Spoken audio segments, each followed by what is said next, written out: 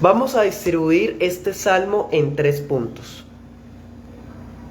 En el primer punto vamos a ver una descripción del impío.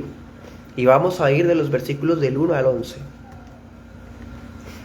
El segundo punto vamos a ver una oración por juicio del cielo. Y vamos a ver los versículos del 12 al 15. Y finalmente, el tercer punto va a ser alabanza al juez justo, versículos 16 al 18. Como siempre, terminaremos con algunas aplicaciones y recuerden que si tienen peticiones de oración pueden escribirla en los comentarios aquí abajito o si no por mensaje privado a las redes sociales de la Iglesia Bautista Reformada de Girón. Bien, comencemos. Salmo 10, vamos a titularlo así: Juicio contra los que desprecian a Dios. Juicio contra los que desprecian a Dios. Bueno, este salmo es la continuación del anterior. Salmo 9 y 10 originalmente eran uno solo. De hecho, estaba organizado de manera acróstica, o sea, así como cuando usted en su Biblia lee el Salmo 119, que tiene algunos titulitos arribita. Ese Salmo 119 es un acróstico, tiene las letras del alfabeto hebreo. Eso mismo ocurría con el Salmo 9 y 10 antes. El 9 y el 10 eran uno solo y era acróstico. Este salmo fue escrito por David. Estamos hablando entonces siglo XI antes de Cristo. Y vamos a notar que la característica principal que tiene es un oprimido que se acerca a un juicio de Dios, como lo vimos la semana pasada, pero demanda de manera reverente, por supuesto, que Dios actúe contra los malos que oprimen a los pobres y a los huérfanos. Esa es como la idea central de este salmo. ¿Listos? Entonces vamos, versículo 1, primer punto, una descripción del impío. Versículo 1 dice: ¿Por qué estás lejos, oh Jehová, y te escondes en tiempos de tribulación? El salmista siente que Dios está lejos. Pero notemos que aunque siente eso, tiene la confianza de poder orar y llamar a Dios por su nombre. Dice Yahvé, Jehová, dependiendo de la versión bíblica que usted tenga. ¿Quién puede llamar a Dios por su nombre sino solo sus hijos? Y aún los hijos de Dios pueden llamar a Dios Padre en los momentos cuando parece que Él no está presente. Lo cual es solo un sentimiento, porque Él ha prometido que Él estará con nosotros hasta el fin del mundo. Bueno, leamos, dice: te escondes en tiempos de tribulación. Evidentemente se trata de un periodo de tribulación en el que aparentemente Dios parece que se escondió. Está escondido. Bueno, no se sabe qué tipo de prueba está pasando David para que diga esto. No se sabe si él está hablando como si Israel estuviera siendo invadida por un país vecino. Como sea, al salmista le aterra más sentir que Dios está ausente que sentir que hay enemigos que lo rodean. Eso es muy interesante. Por otro lado, cuando él dice que ¿por qué estás lejos? Y usa esas expresiones cuando dice tiempos de tribulación, él está hablando como de una sequía. Sus sentimientos, su sensación de soledad, como si Dios estuviera escondiendo su rostro, para él es una sensación como si hubiera una sequía en su espíritu. ¿Cuántas veces el cristiano no se siente así? En un periodo como de desierto, llaman popularmente algunos cristianos. Sigamos, versículo 2. 10:2 dice: con arrogancia el malo persigue al pobre. Recordemos que desde el capítulo 9 se está tratando de describir y de definir lo que son los malos. Le invito a ver nuestras listas de reproducción de todos los salmos que hemos expuesto hasta ahora en nuestro canal de YouTube. Bueno, ahí pues estará lo que vimos acerca de estos malos que aquí vuelven a aparecer. Aquí lo que vemos es: los malos del capítulo anterior son los que de una u otra manera están ocasionando esta situación terrible que está pasando David. Esa situación de tribulación, de sequía espiritual. Ellos tienen mucha influencia. Versículo 2 dice que son arrogantes. Los describe como arrogantes, que persiguen al pobre y maquinan en su contra. Bueno, versículo 3. Porque se jacta el malo del deseo de su alma. Los malos son arrogantes, pero también son jactanciosos. ¿De qué se jactan? De sus propios deseos. Hay personas, especialmente, bueno, todas las que no conocen a Dios, o aquellos que no tienen su tesoro en los cielos, como Jesús dijo, se jactan de los logros que han obtenido en esta vida. Para ellos sus experiencias, su gran bondad, sus éxitos, sus viajes, diplomas, lo que usted quiera, eso es para ellos lo que los jacta, los hace sentir jactanciosos. Precisamente por eso dice, bendicen al codicioso y desprecian a Jehová. Versículo 3. Los malos son amigos de los codiciosos, pero desprecian la religión. Les encantan ser compañía o tener la compañía de gente que les genere facturas, que les genere ingresos, que les genere una buena compañía de dinero. Pero alguien religioso a su lado, no, les parece que no, es muy harto, muy aburrido. Prefieren ignorar mejor eso. Miren qué impresionante es que el malo bendice a los avaros mientras rechaza a Dios. Porque su prioridad es las cosas de esta vida, no está en Dios. Bueno, versículo 4 dice, el malo, por la altivez de su rostro, no busca a Dios. ¿Por qué el malo desprecia a Dios? Porque es altivo de corazón. El término hebreo que se usa acá da a entender que es una persona que tiene la nariz grande, pero no en un sentido literal, sino una persona que tiene la cabeza tan alzada, engreído, que anda con la cabeza altiva. ¿Sí? Eso es lo que da a entender, son personas altivas contra Dios. Dios no tiene cabida en sus pensamientos. Hablemos de otra cosa, pero eso de cosas de Dios no me interesan. Prefieren hablar de motivación personal, prefieren hablar de ficción y lo que sea, pero Dios no. Versículo 5. Sus caminos son firmes en todo tiempo. Irónicamente, hemos visto alguna descripción, arrogantes, jactanciosos, impíos que no están con Dios, no lo quieren, voluntariamente no lo quieren, pero son personas firmes, son personas juiciosas en sus propias obras. Versículo 5 dice, tus juicios están por encima de él, resopla con desprecio a todos sus enemigos. O sea, esa persona es una persona disciplinada en sus cosas, de tal forma que por eso es que mira con desprecio a Dios. Como si dijera, yo todo eso lo he conseguido y he sido bueno sin necesidad de un Dios. Y mira con desprecio a Dios y a otros. Pero no solamente eso, versículo 6 y versículo 7 dice, llena está su boca de maldición. Bueno, su boca refleja lo que hay en su interior. Cae en su interior. Versículo 7 dice, maldición, engaños, fraudes y maltrato. Eso de vejación da a entender que es una persona violenta, dañina, que puede maltratar físicamente o con sus palabras. Ese es el malo. Versículo 8. Se sienta al acecho cerca de las aldeas. Agazapado. Está pendiente de los inocentes para hacerlos caer, para tener de qué hablar. Da a entender de que resoplan fuertemente, ¿cierto? Y no podemos ignorar que este versículo hace mucho énfasis en los pecados de la lengua. Engaño, maldecir, vejación, son pecados de la lengua. Bueno, entonces démonos cuenta cómo el salmista ha utilizado casi que las partes del cuerpo para describir al malo. La altivez de su rostro o de su nariz, decíamos ahorita en el hebreo. Dice que sus ojos están colocados, ¿cierto?, en otras cosas.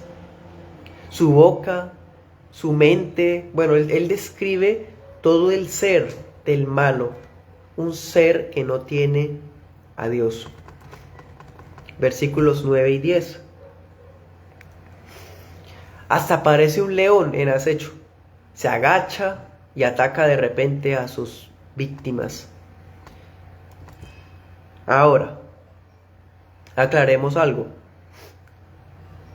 Cuando dice sus caminos son firmes en todo tiempo, esa frase da a entender como si el malo fuera intocable, como si no le pasara nunca nada malo a él, ni que la justicia de Dios apareciera contra él. Aclaremos, esto es una mirada parcial. Cuando uno es oprimido, uno ve al opresor como en una posición de altitud, mientras el oprimido está en un lugar bajo. Entonces, esto es desde la perspectiva del pobre. El pobre ve en un lugar muy grande al que está en esa riqueza. Pero Dios es el que escudriña el corazón también de los malos. Dios sabe lo que los malos piensan. Por eso dice el versículo 6, dice en su corazón, no seré movido. Versículo 11, dice en su corazón, Dios lo ha olvidado. Dios sabe qué es lo que ellos piensan. Y así como ellos se olvidaron de Dios voluntariamente, Dios también los olvida a ellos, como lo vimos en el capítulo 9. ¿Listo? Punto 2. Una oración de por juicio del cielo.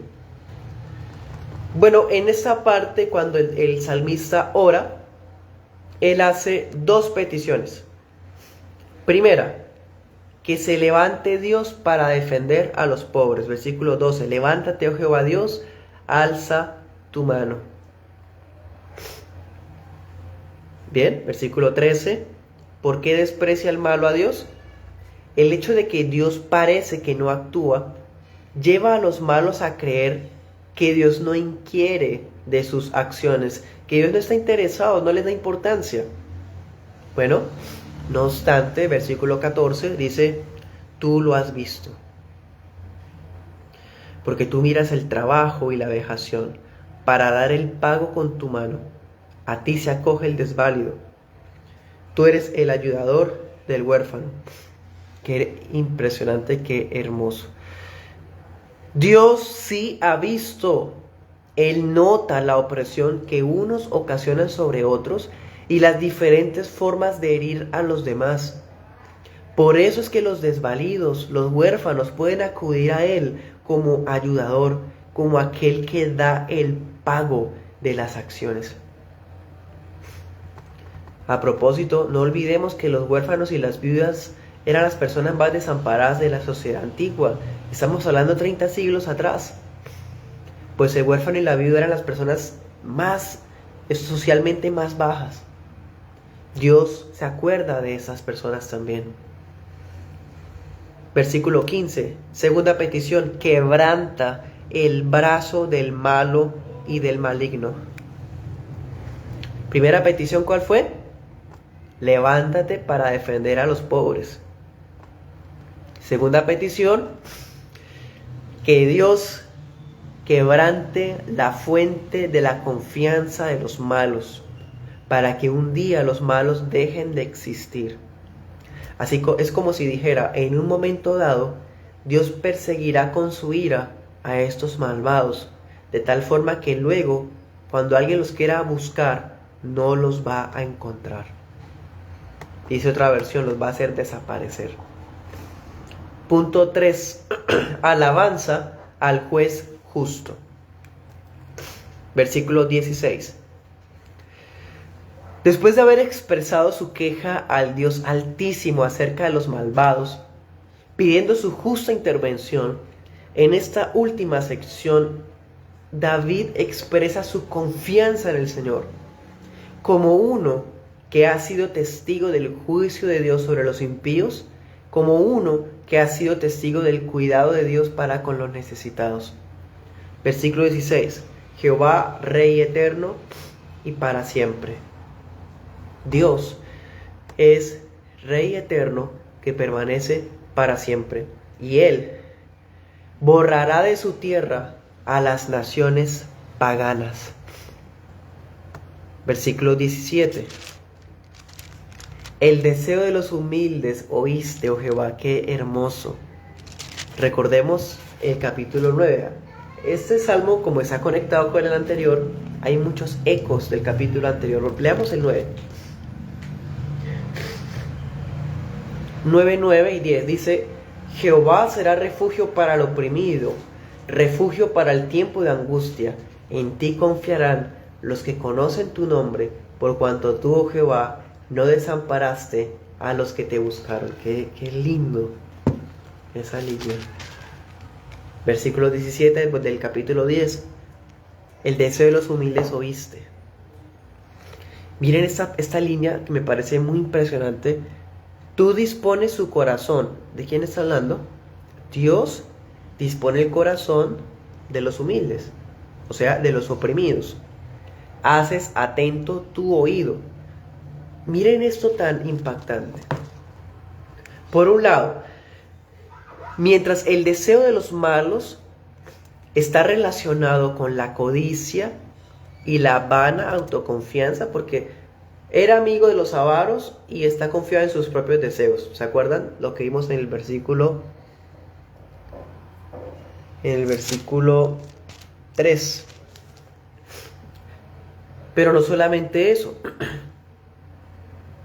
Esta persona también tiene una autoconfianza muy fuerte. Recordemos versículos 6 y versículo 11. Dice en su corazón. Dice en su corazón. Entonces, mientras el deseo del malo está relacionado con la codicia y la vana autoconfianza, el deseo de los humildes es oído por Dios. Los deseos de los humildes son muy diferentes. Es más, y eso es lo otro que quiero resaltar y que quede muy claro, Dios mismo es el que dispone el corazón para que seamos capaces de obedecerlo, para que seamos capaces de buscarlo. Esto es lo que se ha llamado la doctrina del llamamiento eficaz. Dice, tú dispones su corazón. La palabra también dice, Dios es el que coloca el querer como el hacer.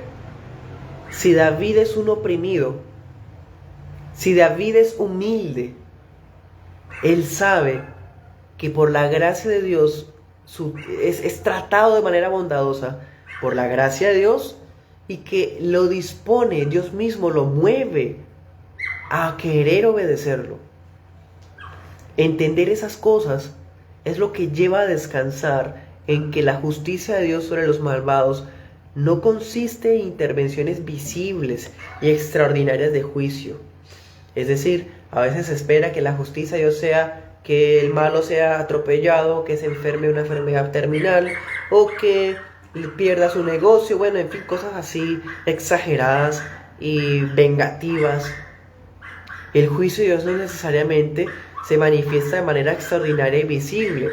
Más bien, el juicio de Dios en esta tierra muchas veces se manifiesta en la gracia que Él extiende al que es oprimido. Es decir, no necesariamente Dios va a enriquecer al oprimido y empobrece al opresor. Lo que Dios más resalta en esta vida, y este salmo muestra, es que Dios bendice con su gracia al oprimido. Porque si estaba escuchando el clamor del humilde que estaba siendo oprimido, no se dice que se enriqueció. En cambio, al malo dice que Dios lo abandona, se olvida de él. Entonces la justicia de Dios es esa. Dios atiende al necesitado. Versículo 18. Dice, para juzgar al huérfano y al oprimido, a fin de que no vuelva más a causar terror el hombre de la tierra. De todas formas, cuando Dios juzga, es para hacer cambiar el mal camino de los hombres. Ojalá los malos, los opresores, aquellos que tienen su boca, su mirada y sus mentes de esa manera pecaminosa que hemos visto, cuando ven la gracia de Dios sobre los humildes, ojalá cambiaran. Ojalá que fuera así. Bueno, ahora vamos a algunas aplicaciones. Vamos a Romanos 3:14.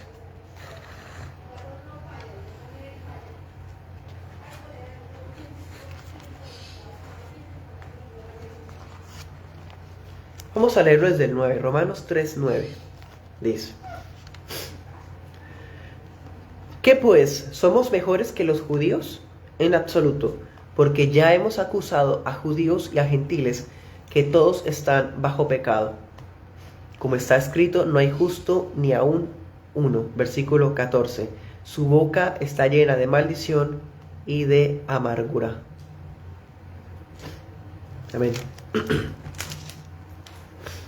Mis hermanos, mis amigos, cuando escuchamos esta exposición de ese salmo, somos muy fácilmente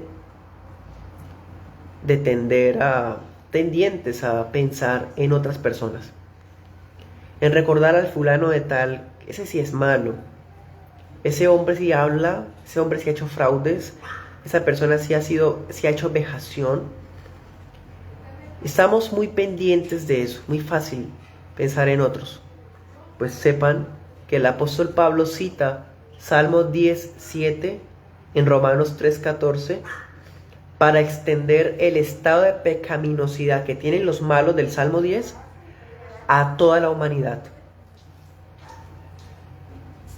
Nadie puede atreverse a pensar en algún tercero que se adecue a los detalles de ese salmo, de esa descripción, como alguien que dice, no, yo ese salmo me imagino a fulana, ese salmo me imagino a fulano. No, señores, es como si el Espíritu Santo le dijera al lector, le dijera al oidor, no te engañes pensando en que estoy hablando de uno que tú conoces, sino que estoy mostrando quién eres tú delante de Dios. El Espíritu Santo toma ese versículo para aplicárnoslo a todos nosotros. El malo del capítulo 10 de Salmos es usted y soy yo. Pero Dios de tal manera amó al mundo, no porque el mundo fuera digno, el ser humano valiera eso, sino porque ve Dios en su gracia, que la condición de pecado del hombre era tan desgraciada que solamente el Hijo de Dios, Dios Hijo, podía redimir a ese humano muerto. Entonces, querido amigo, si Cristo no está en su vida, usted es este malo, el cual Dios mismo olvidará, abandonará y traerá su juicio en un momento dado. Y con sus ojos verá cómo Dios exaltará a los humildes, a aquellos que Dios mismo dispuso para que lo buscaran. Mientras que usted, si no se arrepiente, seguirá confiando en sus cosas materiales, en sus emociones, en su familia, en sus juegos, en lo que quiera. Y cuando esta vida acabe, se dará cuenta que eso será nada. Arrepiéntase en esta oportunidad. Y a mis hermanos cristianos, recordemos que el salmista ahorita estaba hablando de unos enemigos que eran como un león que estaba acechando. Pues así como el enemigo de David andaba como un león al acecho, vamos a 1 de Pedro 5:8. 1 de Pedro 5:8.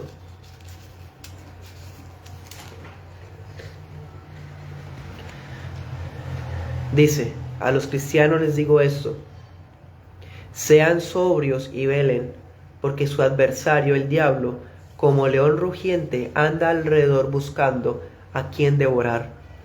Pero no lo vamos a resistir reprendiendo o echando aceite, sal y atando espíritus y demonios como algunas sectas místicas hacen. No, dice acá en el 9, resistid firmes en la fe, sabiendo que los mismos padecimientos que se están cumpliendo en la compañía de sus hermanos que están en el mundo. Mas el Dios de toda gracia, que nos ha llamado a su gloria eterna en Cristo Jesús, después que hayan padecido un poco de tiempo, Él mismo los perfeccione, confirme, fortalezca y establezca. A Él sea la gloria y el imperio por los siglos de los siglos. Amén. Bueno, oremos.